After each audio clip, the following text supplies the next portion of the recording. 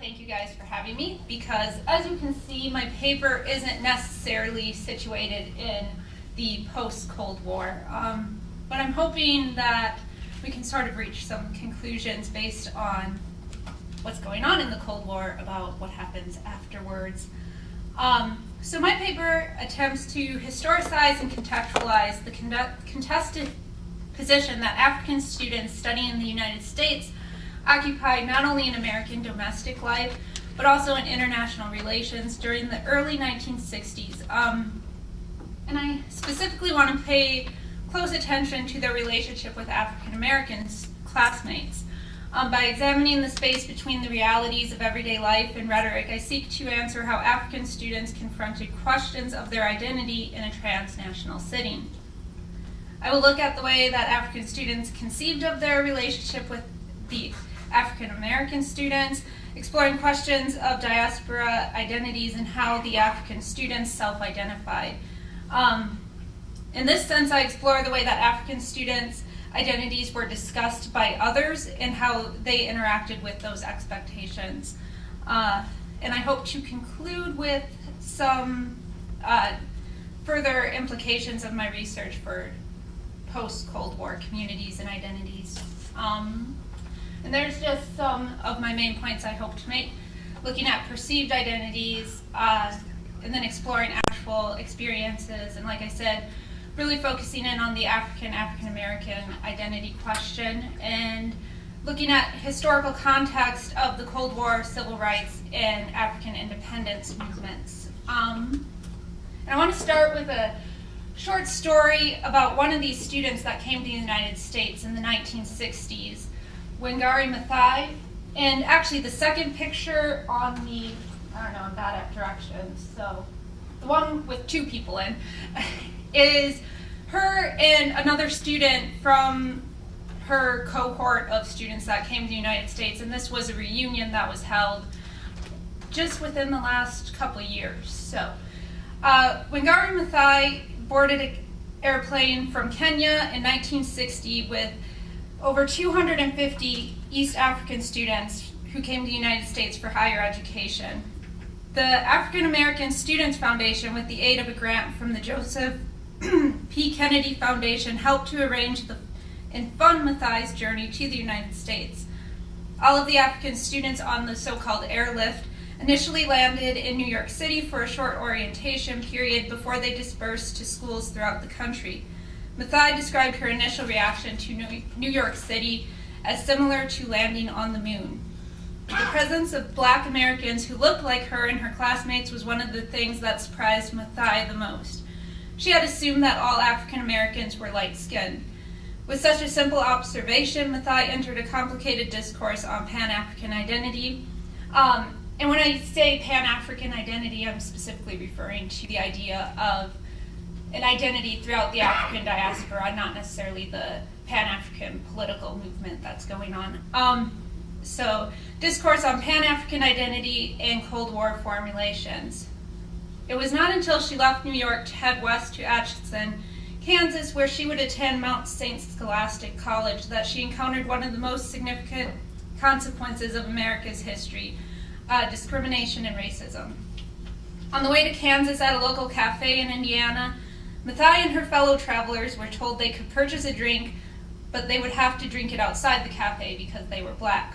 Although the incident in Indiana had a profound impact on Maathai in terms of realizing the legacy of slavery and institutionalized segregation for African Americans, she still had a largely favorable impression of the United States and the treatment she received while there. This is not to say she was naive or harbored illusions of America and the treatment of African Americans, but due to her isolation, she did not directly experience hardship of discrimination and segregation on a daily occasion, and did not choose to make it her crusade.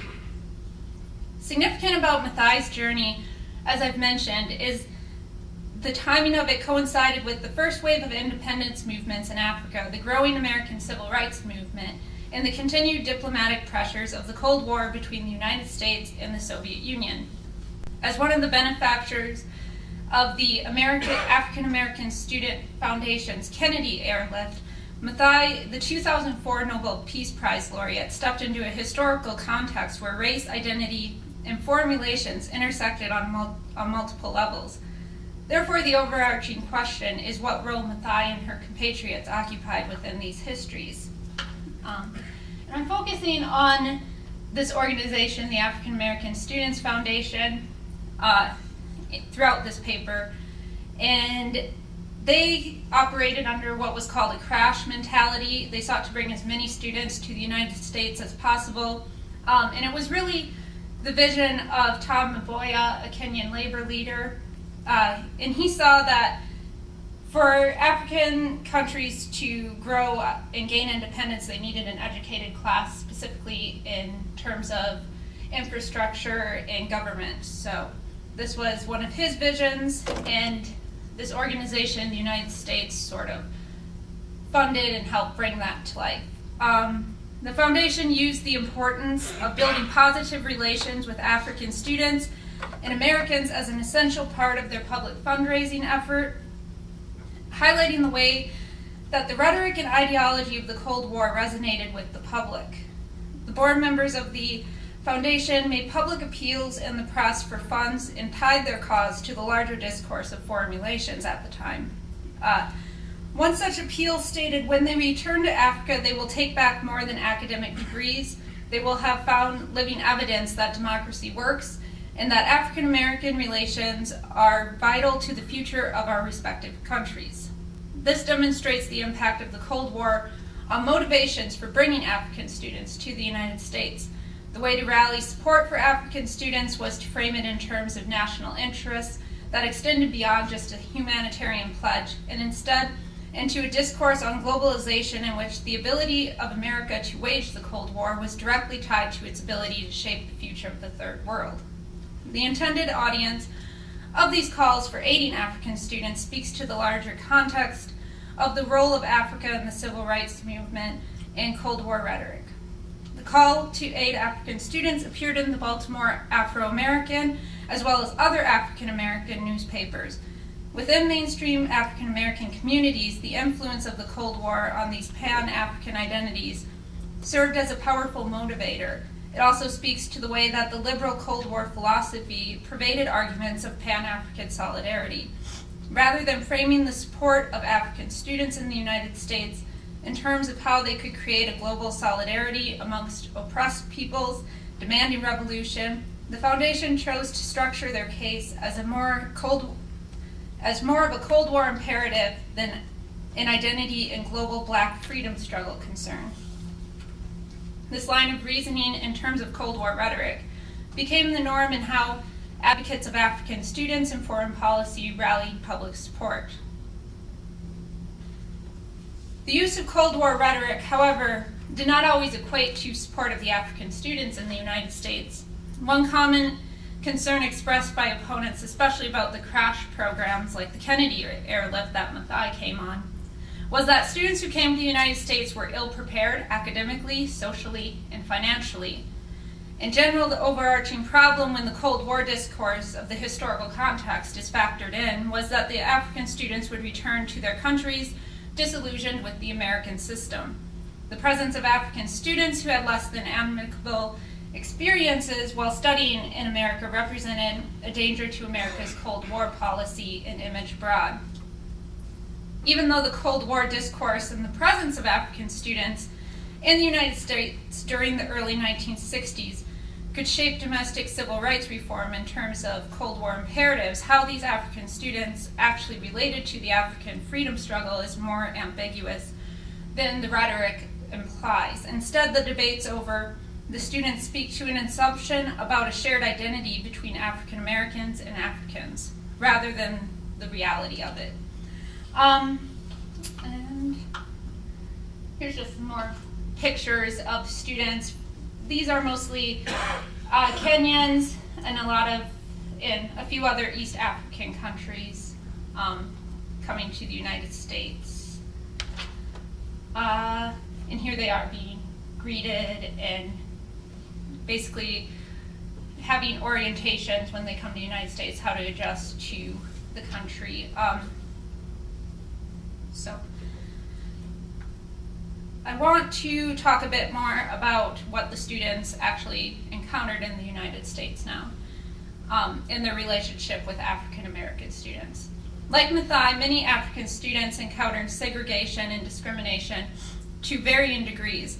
A significant number of the African students that attended school in the South often requested transfers to northern schools, citing both educational and discrimination as their reasons. However, incidences of racial discrimination and violence against African students were reported throughout the United States.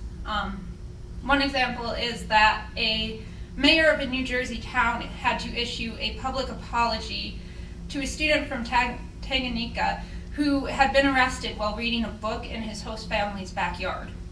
In addition, because African American newspapers published many of the aforementioned incidences of racial discrimination faced by African students in the United States, there seems to have been at least a level of awareness in mainstream civil rights of the unique position that African students occupied in the larger context of the Black freedom struggle.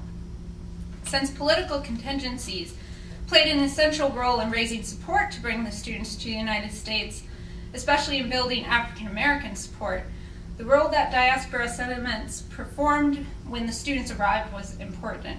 As documented, African students were not immune to incidences of discrimination when they came to the United States. The question is how the aforementioned encounters affected their relationship with African Americans who had experienced similar racial treatment. Many students like Mathai had some negative experiences, but largely appreciated their time in the United States. For example, an article in the Baltimore Afro-American describes an incident where two African students could not rent rooms at a hotel because of their skin color, yet the students still reported liking the United States and the people very much. There are several reasons why many African students in the United States did not readily identify with African Americans, despite both experiencing histories of discrimination and oppression. First, it was not that African students were unaware of the civil rights movement and the struggle for equality in the United States, but many were just isolated on campuses and never came into much contact with the civil rights movement or African American activists. As Mathai points out, after her initial period of naivety, she followed the movement but did not participate in it. The historical context of the students' home nations also contributed to their lack of immediate self-identification with the African American freedom movement. When asked in an interview about how they would feel if they were assigned to a Southern school where their civil rights may be restricted, one student replied, "My principal purpose in wanting to go to America would be to get an education. I would try to adjust myself to the conditions." The majority of the students came to the United States simply to get an education and return back home to lead their respective countries in independence. Very few stayed or intended to stay in the United States. Where they might have sympathized with the plight of African Americans, they were more concerned with building on the independence and revolutions back home. In addition, many students came from countries that were still under colonial rule or had just recently gained independence and had experienced racism and colonial policies and practices, often giving them more revolutionary viewpoints on the global Black freedom struggle. Excuse me.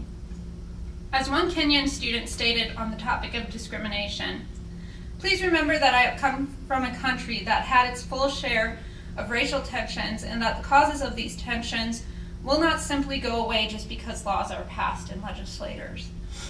This student in particular addressed a deeper concern over the ultimate goal of the mainstream African American civil rights movement. The traditional characterization of the civil rights movement is that of sustained action to achieve legal equality. However, to at least some of the African students, this seemed far too passive of an action to take. A 1960s study on Black youth indicated that African students often encouraged African Americans to be more aggressive in their fight for equality.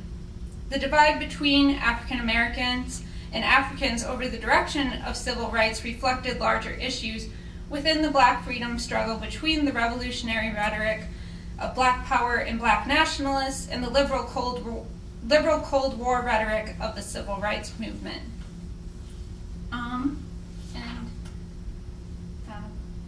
I just put that up there to sort of demonstrate. This is Malcolm X talking to some Kenyan students. So, some African students who identified a level of solidarity and self-identification with African Americans often found themselves frustrated with mainstream civil rights.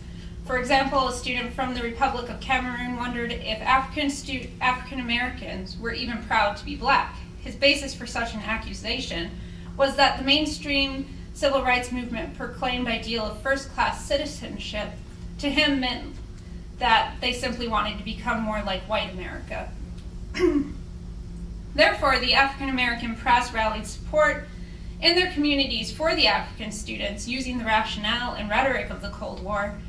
Meanwhile, activist African students' ideology sometimes aligned more frequently with the revolutionary radicals within the African American community that dismissed operating in the Cold War foreign policy restrictions. These revolutionaries spoke of global black liberation, making their case against imperialism at home and abroad, a philosophy that aligned more with African students' own national concerns than liberal Cold War rhetoric that civil rights activists adhered closely to during these early years.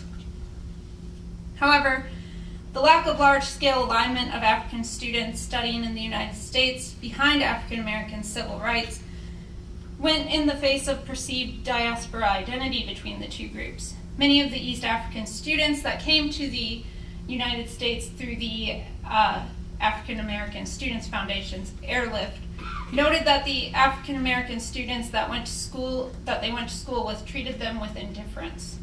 For example, even though Mathai described her two African American classmates at school with her as cordial, she never did develop a deep friendship with them. One contemporary study from the University of Michigan concluded that the lack of acceptance by African Americans was a source of frustration for the African students in the United States. The study further suggested that the reason African Americans did not embrace Africans as brethren were because they thought of them as primitive. Still, another report theorized that the feelings were mutual. Such feelings may not have been universal. However, they revealed the way the rhetoric of the Cold War over African students differed from reality, creating a historical memory that has presented the relationship between African Americans and Africans as monolithic. The discourse turned the students into symbols of Pan-African solidarity between civil rights and African liberation in the context of a global Cold War, while their actual experiences indicated identities that were more complex. Considering the students' potential as powerful symbols in the Cold War, African American leaders launched an effort to make sure that the African students took back not just a positive image of America, but also of African Americans. On an organizational level, the NAACP hosted the students from the Kennedy Airlift, which was the one that Mathai came on, for a reception. Although Cold War policy concerns did not enter the reception directly, the NAACP's efforts to cultivate Pan-African consciousness addresses the larger significance that African students had in the context of civil rights in the Cold War. Besides appealing in the press to African Americans to financially support their African counterparts in terms of their importance in fighting the Cold War, the mainstream civil rights movement also urged the African American community to befriend African students and see building of democratic, independent Africa as part of their own civil rights fight.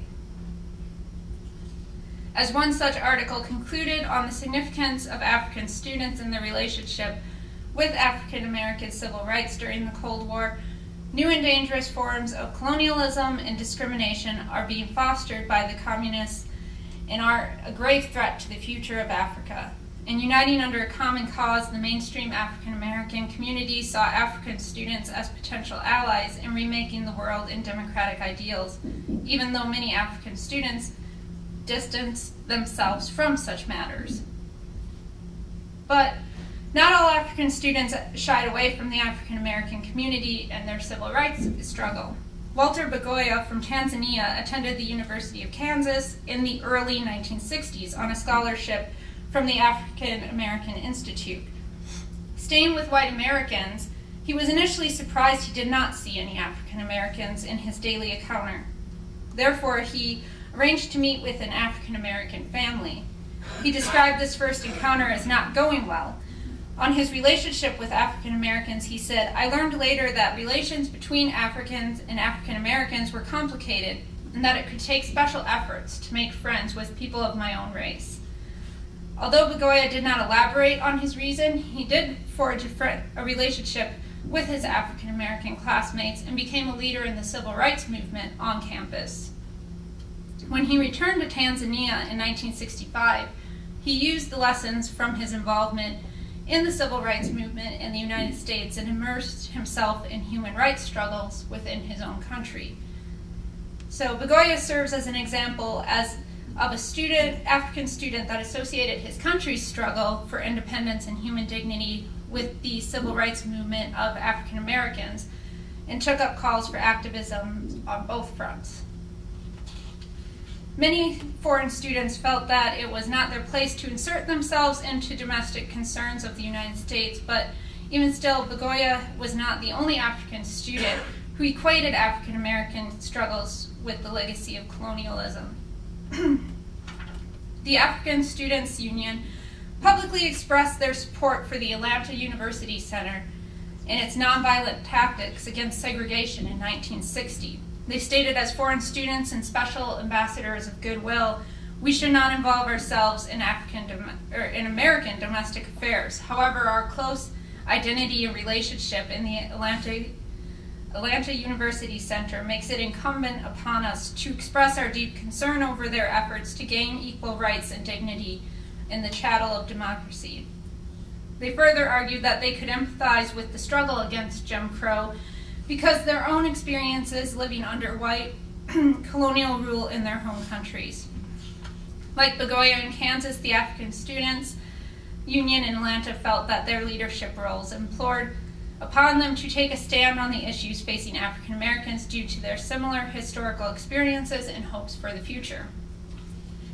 When African students did take an active role, when African students did take an active role in civil rights and American foreign relations, they faced the other spectrum of the Cold War discourse, wherein critics ignored their power as informal ambassadors and instead discredited them. Begoya recalls that he was called names and received threatening phone calls and letters for his activism while at the University of Kansas.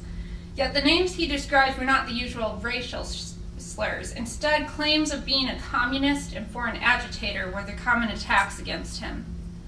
In the discourse that the Cold War created, critics of civil rights could spin deviance from the norm as subversive.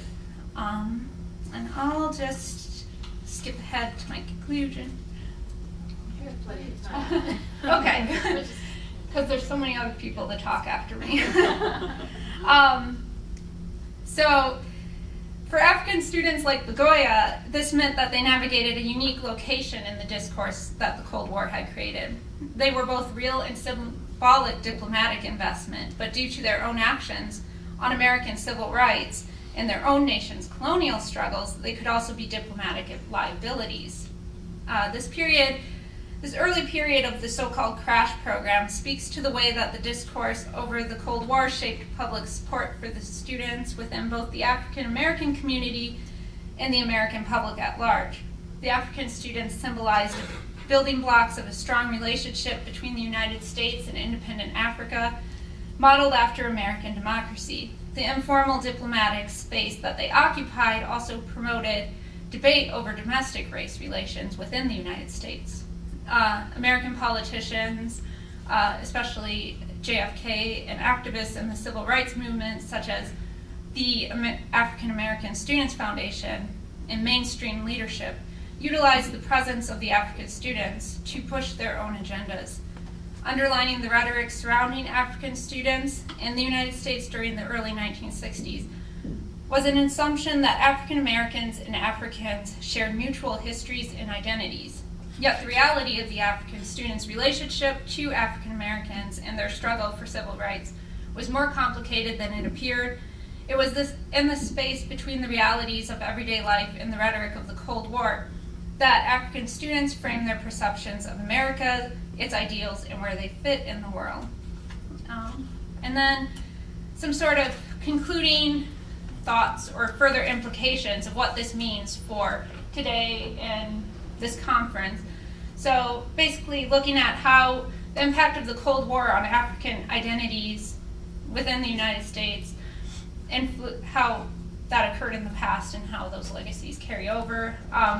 One thing that we hear a lot about today is the so-called brain drain, and how many educated Africans either leave Africa or they go to other countries and don't go back to Africa.